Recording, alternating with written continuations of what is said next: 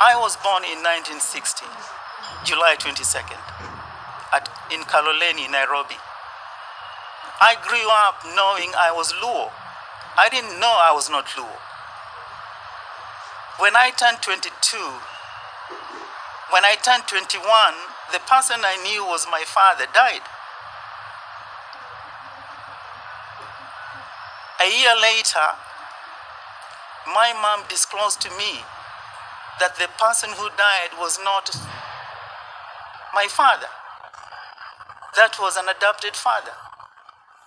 So she told me she was going to talk to my father because my father wants to see me and introduce me to my father, which of course she did after a month or so. And I had the privilege to meet the former president.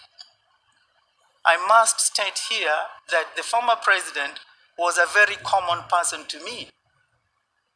My adopted father was a member of Karen Country Club.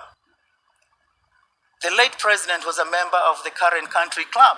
I was raised up in Karen, and we frequented the club, and he's someone I knew all my life.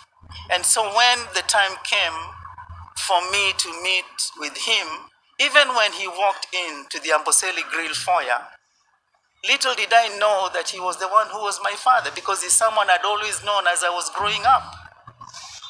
And so when he came in, we walked straight into the restaurant. And at that point, my mind was disturbed. I wasn't sure if he was the one. I was hoping someone else would come up.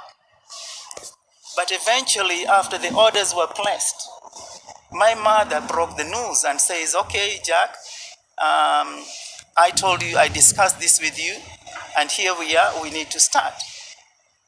Then I realized this was my father.